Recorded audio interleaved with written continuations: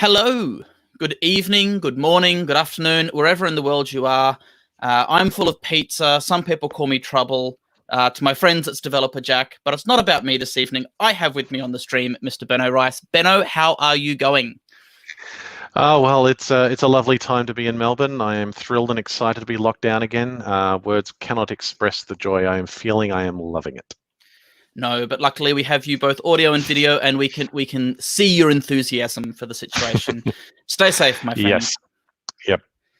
Now, But with yeah, all of that so-called spare time that everyone keeps being told that we have, it's review time for PyConline AU, and it we've absolutely had is. one hell of a set of submissions come through. Yeah, we've actually had a lot come in. We've got probably enough proposals that we could run 2 PyConline AUs if we wanted to. So yeah, we've had a really good turnout. And will we be running 2 PyConline AUs? Um, Not this time. Not this time. Maybe next time if it Sorry. goes really well. Yeah. Yes. That's entirely fair. Now, would it be fair for me to compare, say, this year's submissions on conference directly to last year's or the year before? Oh, look, not really. I mean, we've had less submissions this year than last year, but it's understandable because everything's weird at the moment. We're in uncharted territory, both as a society and as a conference. But the great thing is we had a great number of submissions, and we're definitely going to be able to put on an awesome event for the Python community here in Australia and anyone else who wants to join us. We've got a whole lot of new topics to talk about. We've got new ideas. We've even got new formats. We've got a short talk format, which we've had a bunch of submissions for, and I'm really excited. Hello, really excited. I'm Jack. Look, Jack, I'm the dad in this conversation. Touche. Now, as the dad in this conversation, but also our papers chair for the conference, you've been watching these submissions from the very beginning. What have you seen? What can you tell us?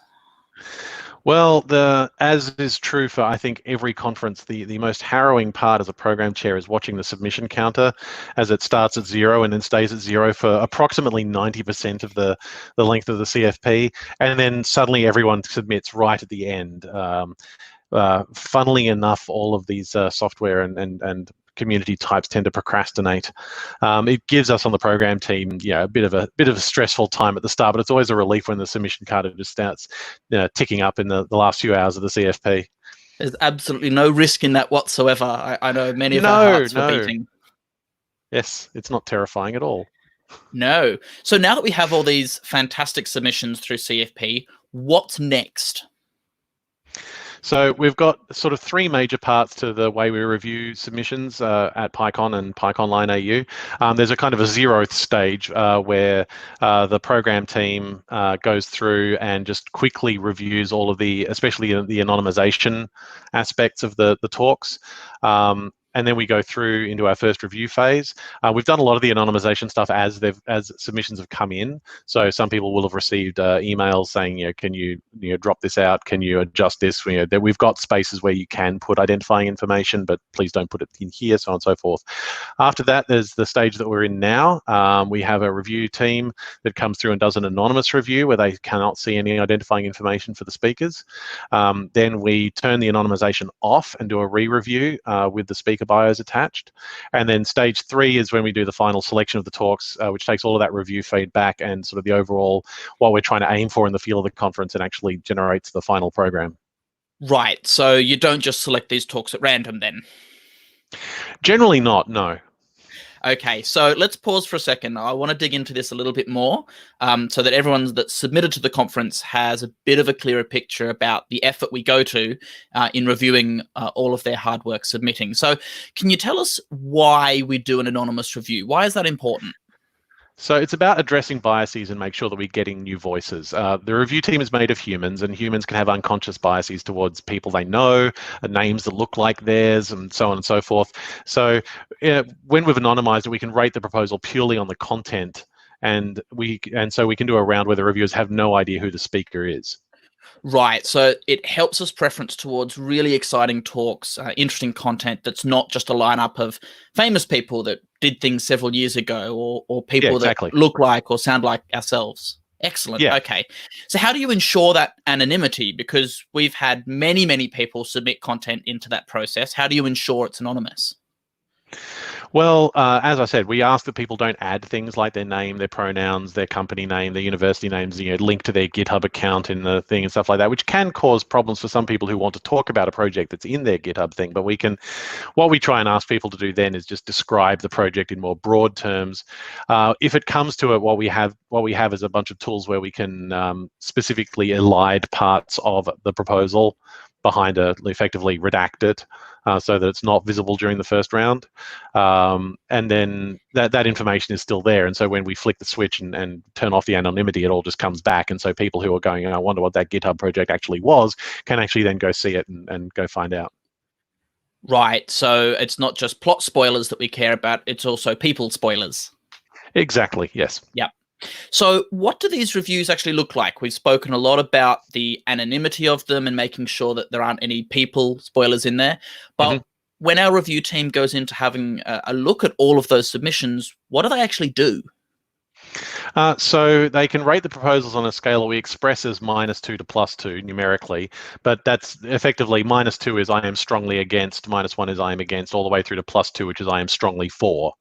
And they can rate a 0 if they can't form an opinion either way, and they can also abstain if they, like for example, some people can read through an anonymized thing and say, oh, I know who that is, and so they can abstain. We also don't let people review their own proposals, funnily enough. So every reviewer is going to have their own reasons for what rating they give a score. I mean, personally, I tend to work towards, things that are going to provide a wide variety of information, ideas, and stories, and even entertainment to the Australian Python community. But that's just my view. We have all of our core organisers and specialist track organisers and even over a dozen outside reviewers. So every review is going to get reviewed differently by different people. And having a wide range of voices on this is important because that means we get a wide range of people speaking on our stages. Fantastic. Now, let's just pause there for a second. So you said we've got like almost a dozen outside reviewers. Did I miss a call for reviewers or something? No, PyCon AU has built up a kind of a trusted community of people that it goes to for this. They're kind of past organisers, they're recognised people in the community, contributors, previous program chairs of other conferences. There's a lot of people in there, and they're kind of our trusted advisors who try to, we use them to keep ourselves accountable to our biases as conference organisers and make sure that we're bringing a representative sample of what's interesting and relevant to the Australian Python community. Okay, fantastic. So after all of those reviews and then the re-reviews happen, what's next? What's that sort of stage 3 that happens? Well, the next thing is that I get to run a couple of massive conference calls with the entire review team and basically thrash out what the final list of talks is. We also pick a few talks to be standby talks in case life happens to one of our presenters, which it has happened in the past and it will happen again. It's just that's the way life works. It's not based purely on the point scores that came through. They're used as a guide, especially ones that have gotten a mixture of positive and negative reviews are probably going to have some discussion there. Generally, anyone who's rated something at +2, strongly for something, is going to be expected to have a voice and opinion as to why they voted that, and the same with -2. We also do some trading between the specialist tracks and the main conference if we need to. For historical reasons, we tend to call these calls Thunderdome because it sounds awesome and we argue over who gets to be Tina Turner. Sorry, I think I've dated myself a bit there. Look, I probably shouldn't make any age jokes after our dad jokes earlier. Look, it sounds like you've thought of absolutely everything in that review process. What could possibly go wrong? Well, we hope nothing does. I mean, we've put a lot of work into it, but I mean, a lot of it is it's processes and formulas that have been built up over all the previous PyCons. So we're standing on the shoulders of giants, and some of those giants, in the form of people from previous teams, are even helping us out directly, which is awesome. So, it's great. There's a behind the scenes, I guess, to give people a small insight into what goes on. A lot of the people that have been involved in PyCon AU in previous years have sort of stuck around to help act as advisors and contributors here to support the organising team in running this sort of massive process behind the scenes. So yeah, and it's been really helpful too because as I said before, times are weird, and we had to pivot the conference in a fairly sharp way at some point, and it's been really great having the help. Yeah, so while you may see just a handful of faces here on the News Desk streams every week, just know that there are tens of people behind the scenes coming together to make this possible. Yep. Now that you've explained how the talks are selected, I guess the question that's on everybody's minds: when can people expect to hear back about their talk, whether or not they've been accepted to the conference? Soon. Everyone will hear something back. If you're accepted or not accepted, or as a backup, you'll get a message from us letting you know what that is. We'll keep you posted, but it's at least 2 weeks and likely a couple of days after that, depending. We don't have a fixed date because everything's a bit strange. Everyone will hear something, and it may take a little bit of time, but that's, and the other thing that I will say is, if you do want to ask us for a summary of your review feedback, if you didn't get accepted, or even if you did get accepted, then please ask us and we'll do our best to get you some. Yeah, I think that's a really important message for people to take away from this particular news stream. In previous weeks, our call to action for everyone has been to go and submit. And now that I know everyone's really excited, we want to make that commitment to you that you will hear back from us. If you didn't get accepted to the conference for whatever reason, we still want to have that open dialogue and communicate back to you. We don't sort of go ghosting, so to speak.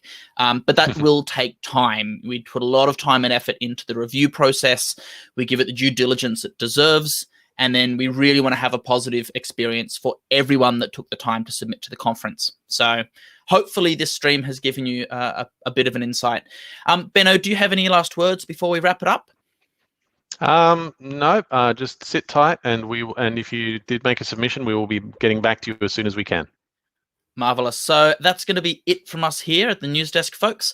Benno and the reviewing team have a particularly hard task ahead of them for the next 2 weeks. Thank you for making that process so difficult and rewarding at the same time. Tune in again next week as we do a weekly News Desk stream here on the YouTube channel every week to keep you excited and in the know in the lead up to PyConline AU. Keep an eye on the mailing list and the website for updates. But for now, that's us. Good night, everyone.